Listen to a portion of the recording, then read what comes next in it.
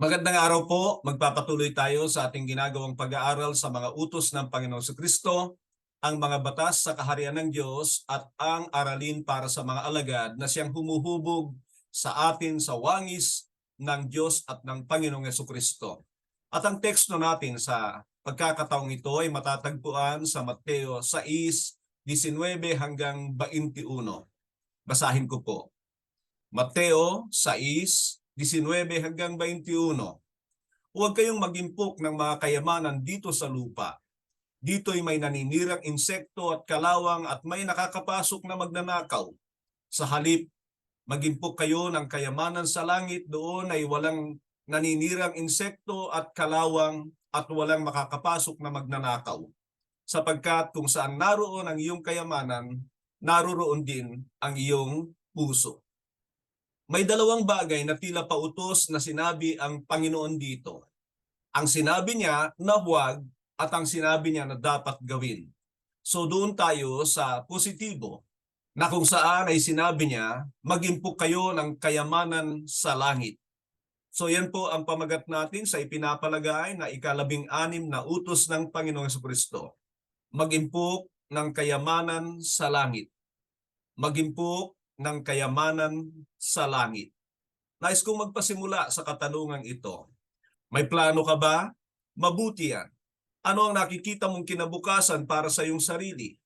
Paano mo ito sinisigurado? Ang Panginoon ay makikita natin na hindi laban sa ating planong mapatatag at maisigurado ang ating kinabukasan. Sa halip, siya'y labis na nagmamalasakit para dito.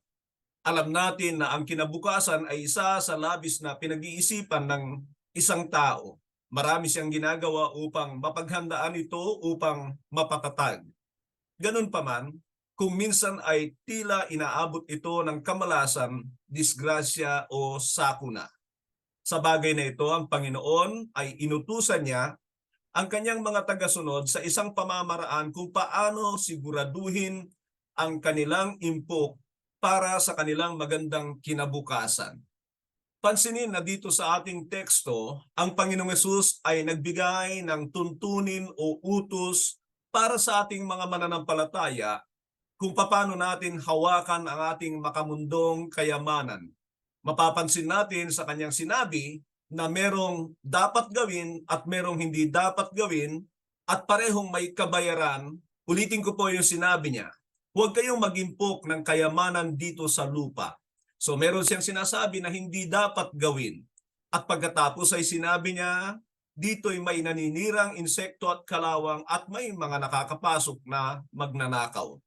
Sa halip, so ito po yung kabaligtaran nung sinabi niya huwag.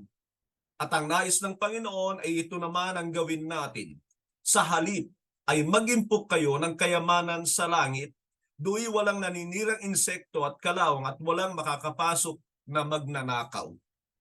Alam niyo po, ang sinasabing ito ng Panginoon ay hindi po para sa Kanya, kundi para sa atin. Katulad ng sinabi ko kanina na ang Panginoong Kristo ay nagpapakita ng labis na pagmamalasakit sa ating kinabukasan. At kung naniniwala tayo na higit niyang alam ang nararapat kaysa sa atin, ay dapat natin siyang sundin. Subalit isang bagay, ang katotohanan tungkol dito, tanging ang mga sumasampalataya lang ang siyang siguradong susunod sa utos ng Panginoong Jesucristo. Tandaan natin na ang bagay na ito ay may kinalaman tungkol sa kayamanan o kaya ay tungkol sa pera. At alam naman natin na sa ating mga nakaraang pinag-aralan, ang pera ang malaking kalaban ng Panginoon sa ating puso. At kung hindi tayo magiging maingat, ay malamang dadalhin tayo sa bagay na ayaw ng Panginoon na mangyari sa atin, ang mahiwalay sa Kanya. Bago tayo magpatuloy, ay meron tayong katanungan na dapat pag-usapan ng inyong grupo. Anong paghahanda ang ginagawa mo para sa iyong kinabukasan? Ulitin ko po, anong paghahanda ang ginagawa mo para sa iyong kinabukasan? Muli, i-postpone ninyo ang video ito at kayo ay mag-usap-usap tungkol sa bagay na ito.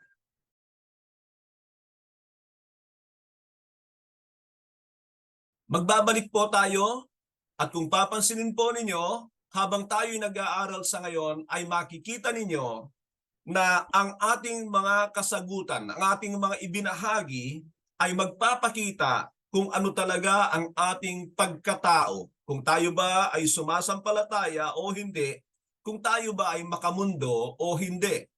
Makikita yan sa pamamagitan ng ating mga pinaplano sa ating mga hinaharap. Dahil alam ng Panginoon na mayroong kalaban ang kanyang ninanais at ipinag-uutos sa mga mananampalataya, yan ang dahilan kaya ipinag-utos niya ang bagay na ito. So, tingnan muna natin kung ano ang mga kalimitang pinaglalaanan natin ng ating pera o kayamanan. Ano ang mga kalimitang pinaglalaanan natin ng ating pera at kayamanan para ma-secure o mapatatag natin ang ating kinabukasan. Nakakakita ako ng mga magulang na kumukuha ng educational plan para sa kanilang mga anak. Maganda po yan, pero sana ay tatandaan natin ang isang katotohanan na nangangahulugan yan na hindi sila sigurado sa mga susunod na kaganapan sa hinaharap. Kaya nila ginagawa ang bagay na ito. Pangalawa ay ang college plan. Maganda rin ang bagay na ito sapagkat karamihan sa mga magulang ay nais nila na makapag-aral ng magandang paaralan ng kanilang mga anak. Kaya nila ginagawa ang bagay na ito. Subalit alam natin na minsan na inaabot ng tila kamalasan ang bagay na ito. Maalala ko sa mga nakaraan na meron pong tinatawag na college educational plan. Parang ganun po, yung CAP. Hindi ko matandaan kung anong ibig sabihin ng A, na kung saan ay maraming mga magulang ang nag-invest dito upang ihanda ang hinaharap o kinabukasan ng kanilang mga anak. Subalit alam natin ang nangyari sa bagay na ito na bigla na lamang nawala at maraming mga magulang ang nanghihinayang at siyempre kasama na diyan ang sama ng loob dahil sa kaganapang yan. Nangangahulugan yan na hindi sigurado yung kanilang ginagawa at minsan nga ay inaabot ng tila kamalasan. Life plan o kaya ay insurance. May mga tao na concern nila ang bagay na ito, hindi lang malinaw sa akin kung ano talaga ang mga bagay na ikagaganda ng bagay na ito. Mayroon ding tinatawag na investment plan na kung saan ay naglalagak sila ng pera nang sa gayon ay patuloy na kumikita. Parang halimbawa nito ay yung pera na naka-time deposit. Isang bagay po yon, pero makikita natin na ang daming pinaglalagakan ng mga tao ng kanilang mga pera, yung investment plan, na kung saan ay minsan ay nadadali ng scam. Kaya sa ating kapanahunan ay talagang laganap na laganap yung salitang scam sapagkat marami po ay mga mandaraya. Ginagamitan ng mga tao ng scheme na kung saan ay kalaunan ay nagiging scam. Scheme, nangangahulugan na magaling silang magpresenta kung paano kikita ang iyong pera. Yan ang dahilan kaya marami ay nag-i-invest sa bagay na yan pero kalaunan ay nawawala sila. Alam natin ang mga naganap sa mga nakaraan, sunod-sunod ang mga kaganapang ganyan, nangangahulugan na maraming tao ay nais nilang kumita ang kanilang mga pera kung kaya't sila'y naglalagak sa ganyang kaparaanan. Yun nga lamang ay inaabot ng kamalasan at problema at nawawala pa. Nagpapakita ito na anumang bagay na pinaglalagakan natin ng ating kayamanan o pera sa mundong ito ay maaaring mawala. Hindi man tuwirang masama ang mga ito, subalit napakadelikado ng paglalagak sa ating pera sa mundong ito. Ang nagiging problema nga lamang pagka ganito ang kaisipan ng isang tao ay nakakaligtaan niya o nakakalimutan niya o kinakalimutan niya ang mag-impok ng kayamanan sa kalangitan na katulad ng ipinag-uutos na ito ng Panginoong Jesucristo. So ang katanungan para sa atin ay, mayroon ba tayong naiimpok na kayamanan sa langit? Mayroon ba tayong naiimpok na kayamanan sa langit? Tinatanong ko po ang bagay na yan sapagkat nais kong makapag-evaluate tayo kung nagiging totoo nga na tayo ay may pananampalataya at ang kaisipan natin ay mga bagay sa kaharian ng Diyos. Ano nga ba ang ikinaganda kapag tayo ay nag-impok ng kayamanan sa langit? Ano nga ba ang ikinaganda kapag tayo ay nag-impok ng kayamanan sa langit? Number one, nag-iimpok tayo ng mga bagay na pangwalang hanggan. Nag-iimpok tayo ng mga bagay na pangwalang hanggan. Yun ang maganda doon sapagkat sa kaharian ng Diyos at sa puso ng Diyos at sa Diyos ay wala pong temporaryong bagay. Lahat ng bagay dito sa mundong ito ay alam natin na temporaryo. Kabaligtaran naman niya ng kaharian ng Diyos na dooy walang temporaryong bagay. Kaya nga lamang ay may challenge po ang bagay na ito sapagkat sinusubok nito kung totoo ang ating pananampalataya o hindi. Sinusubok nito kung naniniwala tayo sa mga bagay na hindi natin nakikita at nahahawakan sa kasalukuyan at yan lamang ang alam kong magiging dahilan upang sundin natin ang Panginoon. Sinabi sa 2 Korinto 4:18, 2 Corinthians 4:18, kaya't ang paningin namin ay nakatuon sa mga bagay na di nakikita at hindi sa mga bagay na nakikita, sapagkat panandalian lamang ang mga bagay na nakikita, ngunit walang hanggan ang mga bagay na di nakikita. So tingnan po ninyo ang challenge ng bagay na ito.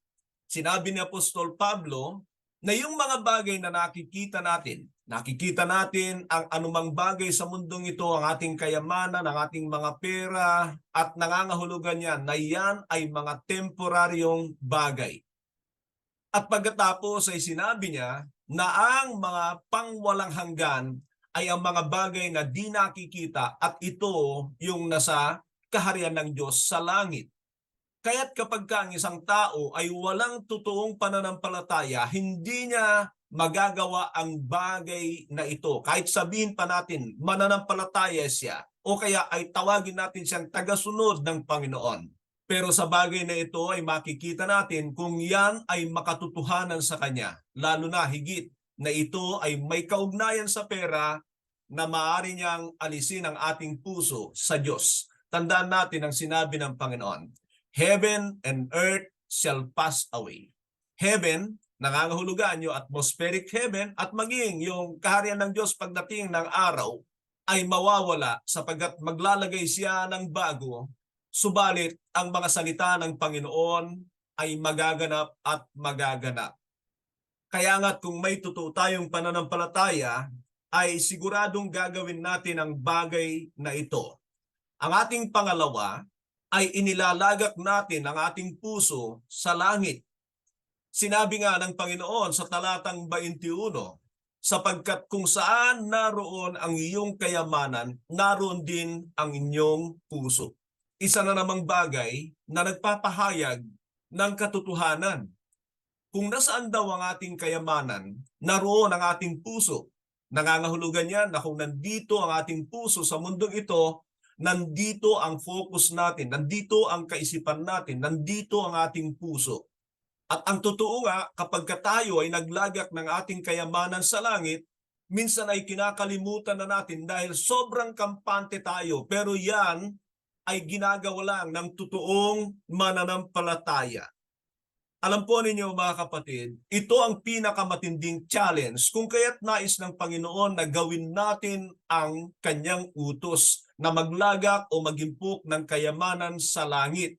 Dahil nanganganib ang ating mga puso na ma-divert sa mundong ito kaysa doon sa walang hanggan.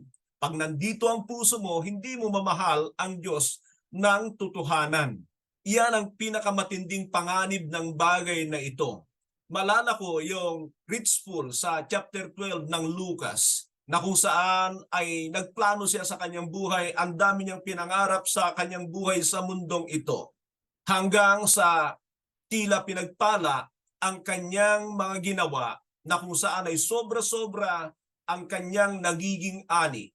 Ang problema ng taong ito, nung dumami ang kanyang kayamanan, ay makikita na inilagak niya narito ang kanyang puso, ang kanyang pag-asa ay nandirito, ang lahat ng kanyang mga pagpaplano at pangarap ay sa mundong ito. At ang panganib pa ay nung sabihan siya ng Panginoon, hangal, hangal. Sino ang makikinabang sa mga pinagpaguran mo sapagkat sa gabing ito, babawiin na sa iyo ang iyong buhay. Diyan ay makikita natin na ang kayamanan ay walang kontrol sa ating buhay, kundi ang Diyos na sa bawat pagkakataon na nais kunin ito ng Diyos sa atin, ay kukunin niya.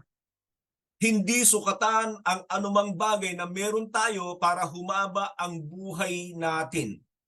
At higit sa lahat ay dapat makita natin ang katotohanan ito na ang tawag sa Kanya ng Panginoon ay hindi matalino, hindi maagap o kung ano-ano pa. Ang itinawag sa Kanya ng Panginoon ay hangal.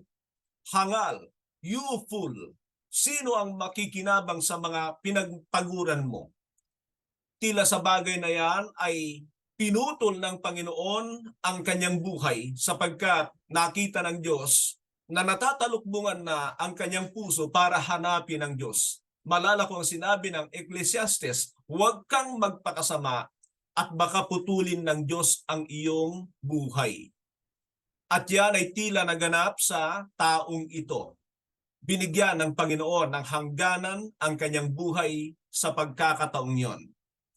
At ano kaya ang mangyayari sa kanya? Dahil wala siyang kaisipan sa walang hanggan, wala siyang kaisipan sa langit, wala siyang kaisipan at puso sa kaharian ng Diyos, ay siyempre wala siyang investment doon, wala siyang gagamitin doon at hindi siya karapat-dapat doon dahil ang kanyang puso ay nasa kanyang kayamanan sa mundong ito. Ang ating pangatlo, ang Diyos ang ating tunay na Panginoon. Ang Diyos ang ating tunay na Panginoon. Alam natin na sa nakaraan nating pag-aaral, ang kayamanan ang malaking kalaban ng Diyos sa ating puso. We cannot serve both God and money. We cannot love both God and money. Ang paglalagak ng ating kayamanan sa langit o sa kaharian ng Diyos ay nangangahulugan na hindi tayo nagpapaalipin sa ating pera. Kontrolado natin ito at handa tayo na gamitin sa ikaluluwalhati ng Diyos at sa kanyang naisin. Yan po ang katotohanan sa bagay na yan. Ang Diyos ang ating tunay na Panginoon kapag ka nag-iimpok tayo ng ating kayamanan sa langit. Kinokontrol natin ang ating pera at hindi tayo ang kanyang kinokontrol. Ang ating pang-apat, nawawala ang ating pag-ibig sa sanlibutan. Nawawala ang ating pag-ibig sa sanlibutan. Sinabi ni Apostol Juan, do not love the world or anything in the world. For if you love the world, the love of the Father is not in you. Muli ay makikita natin na magkakontra po ang mga bagay sa mundong ito at ang Diyos sa puso natin. Kung itong mundo lang ang iniisip natin, ay walang puwang ang kaharian ng Diyos sa langit sa ating kaisipan at puso. At diyan natin makikita kung sino talaga ang mahal natin. Mapandaya ang ating puso kung sasabihin nating mahal natin ang Diyos ang ating Panginoon, pero hindi naman tayo sumusunod sa utos na ito ng Panginoon na nag-iimpok tayo roon sa kanyang kaharian dahil yun ang ibig sabihin nun. Ang ating panglima ay pinaliliwanag natin ang ating ilaw sa sanlibutan. Pinaliliwanag natin ang ating ilaw sa sanlibutan. Alam natin na ang pag-iimpok ng kayamanan sa langit ay paggawa ito ng kabutihan dito sa mundong ito. Pagtulong sa mga nangangailangan o kaya ay pagsuporta sa gawain ng Panginoon. Iyan yung sinabi ng Panginoon sa Mateo 5:16. Gayon din naman dapat ninyong paliwanagin ang inyong ilaw sa harap ng mga tao upang makita nila ang inyong mabubuting gawa at papurihan ang inyong amang nasa langit. Nakakapagliwanag tayo sa sanlibutan kapag marunong tayong gumawa ng mabuting bagay sa ating kapwa. Ang ating pang-anim, nagiging mabuti tayong katiwala ng Diyos. Nagiging mabuti tayong katiwala ng Diyos. May mga ilang talinghaga din tungkol sa bagay na ito, na lahat ng mga mananampalataya ay pinagkakatiwalaan ng Diyos ng mga bagay na dapat nilang gamitin sa ikaluluwalhati ng Diyos. Magagawa lamang nila ang bagay na yan kung meron silang kaisipan sa walang hanggan at hindi nga ang kanilang puso ay sa mundong ito. Maituturing mo ba na ikaw ay mabuting katiwala ng Diyos? Anong bagay ang ginagawa mo para makapag-impok ka sa kanyang kaharian sa langit? Ang ating pampito, ipinapakita natin na tayo'y mapagpasalamat. Ipinapakita natin na tayo'y mapagpasalamat. So hindi lamang yung mga naunang binanggit ang nagaganap kapag tayo'y nag-impok ng kayamanan sa langit. Nagpapakita rin ito na tayo ay talagang mapagpasalamat. At kung matatandaan ninyo, ay isa sa mga ipinag-uutos ng Panginoon sa kanyang mga alagad na dapat ay magalak sila at magdiwang na nagpapakita ng pag-uugali ng pagiging mapagpasalamat. Basahin po ninyo ang 2 Korinto 9:11 tungkol sa bagay na ito at makikita nyo na may mga Kristiyano dyan na dahil sa kanilang sobrang pagpapasalamat sa ginawa ng Diyos sa kanilang buhay, ay patuloy silang nagiging bukas sa gawain ng Panginoon at nagkakaloob ng tulong sa mga tao. Ang ating pangwalo ay nagtatanim din tayo ng makalupang pagpapala. Tatanim din tayo ng makalupang pagpapala. Yan po ang katotohanan sa bagay na ito, na kapag ginagawa natin ang pag-iimpok ng kayamanan sa langit, ay nakakapagtanim na rin tayo dito sa lupa. Malala ko yung sinabi ng Panginoon na dahil sa pagtugon ng kanyang mga alagad sa kanyang pagtawag sa kanila, ay sinabi niya na ang kanilang gantimpala ay hindi lamang sa walang hanggan, kundi maging sa buhay na ito. At alam natin ang katotohanan diyan na sino mang tikom ang kanyang kamay, ngayon pa lamang sa mundong ito, kalimitan ay hindi rin nangyayari sa kanya ang pagpapala ng Diyos sa mga bagay sa mundong ito. Yan ang dahilan kaya ipinangako ni Apostol Pablo ang "My God will supply all your needs" sa mga taga-Filipos ay sapagkat may puso sila sa pagtulong sa gawain. Yan ang paraan ng kanilang pag-iimpok sa langit. Nais ko namang ibigay ang babalang ito. Dito sa lupa, maaring mawala ang ating kayamanan. Dito sa lupa, maaring mawala ang ating kayamanan kapag pinasok tayo ng magnanakaw. Nanakawan na ba kayo?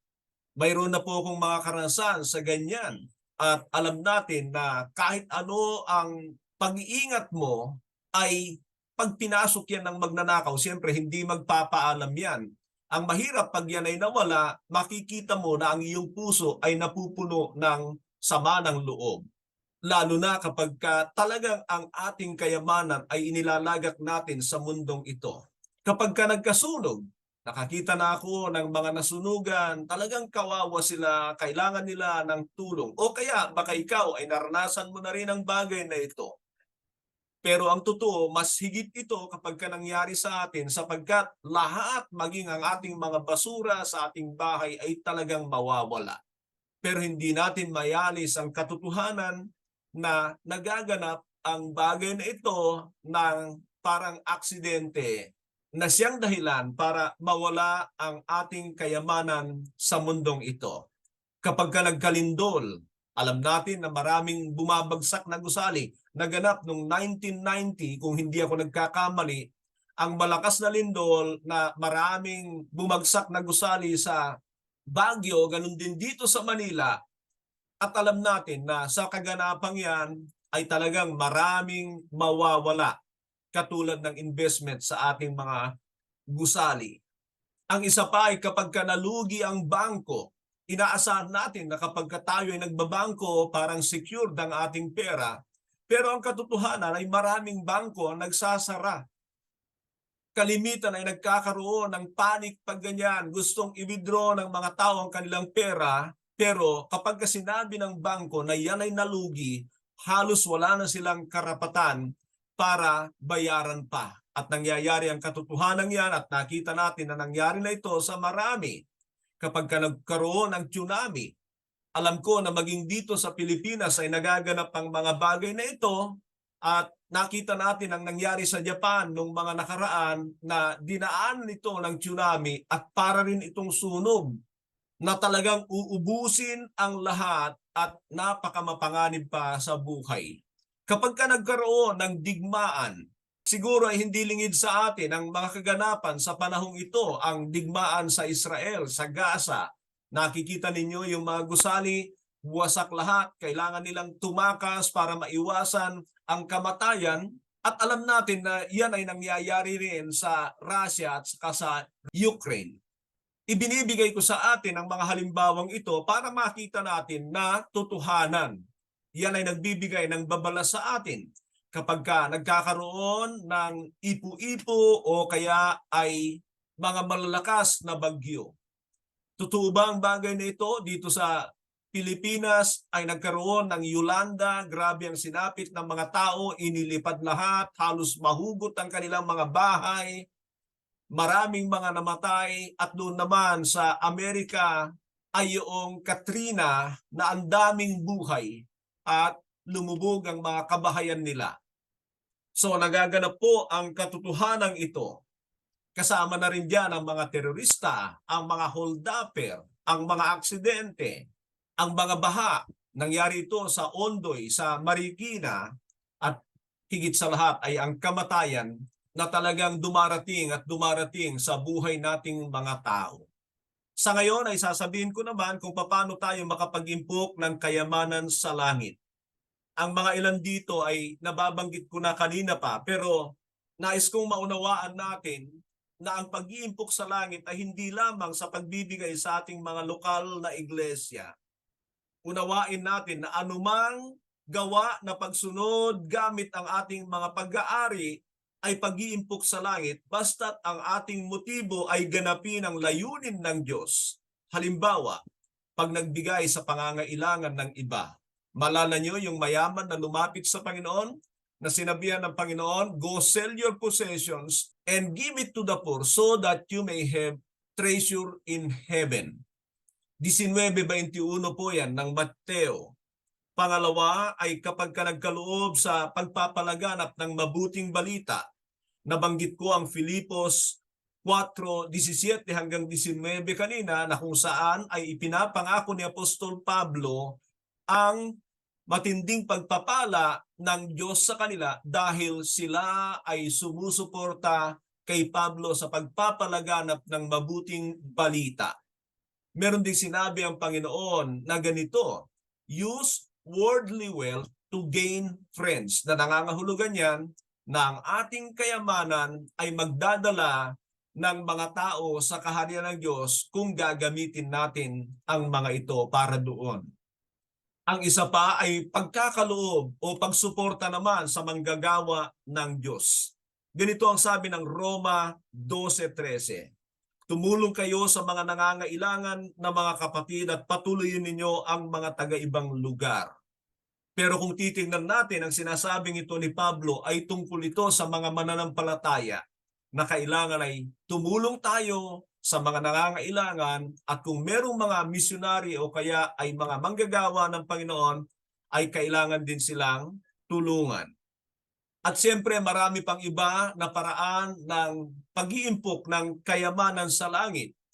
Malala ko yung ginawa ni Cornelius sa Acts chapter 10 sa mga gawa, kabanata 10, na kung saan ay matindi ang kanyang ginagawang pananalangin at pagkakaloob bagamat siya ay hindi Kristiyano, pero siya ay nananalig na may Diyos. At dahil sa kanyang ginagawa, kinilala ito ng Diyos at nagsugo ang Diyos ng isang anghel para magkaroon siya ng daan at mapakinggan ang mabuting balita para sa kanyang kaligtasan.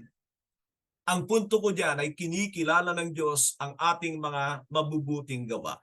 Ano ang pag-uugali na pinalalabas ng utos na ito na mag-impok ng kayamanan sa langit? Ano ang pag-uugali na pinalalabas ng utos na ito na mag-impok ng kayamanan sa langit? At nakita ko na ito ay pagkawanggawa. Pagkakawanggawa, benevolence. Sa bagay na yan ay makikita natin na hindi natin ito magagawa kapag katikom ang ating kamay, madamot ang ating mga puso, hindi tayo tumutulong sa pangangailangan ng iba, kalimutan na natin, hindi tayo makakapag-impok ng kayamanan sa langit kung tayo ay makasarili, iniisip lang natin ang ating sarili at hindi totoo na naniniwala na may paglalagak ng kayamanan sa walang hanggan sa pamamagitan ng ating mga gawa sa mundong ito. Nais kong sabihin sa atin na ang bagay na ito ay pagpili sa ating sarili. Hindi ito gagawin ng Diyos para sa atin. Ulitin ko po, hindi ito gagawin ng Diyos para sa atin. Tayo ang inuutusan niyang gagawa nito, kino-convert lang ng Diyos sa kayamanang walang hanggan ang ating mga kakaunting inilalagak para sundin ang kanyang utos na ito. At kung meron kang pananampalataya, kinakailangan mong hakbangan ang bagay na ito.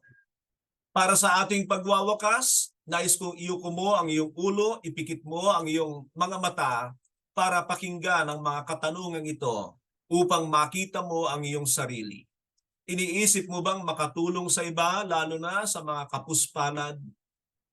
Matapat ka ba sa iyong pagbibigay sa iyong iglesia? Tumutulong ka ba sa mga manggagawa ng Diyos? Ikaw ba ay may karamutan at nais mong ipanalangin na maalis ito sa iyong puso? Dito po tayo magtatapos sa utos na ito ng Panginoong Jesucristo, mag-impok ng kayamanan sa langit. Mag-impok ng kayamanan sa langit. Naway patuloy na sumagana sa atin ang biyaya ng ating dakilang Ama. Magandang araw po.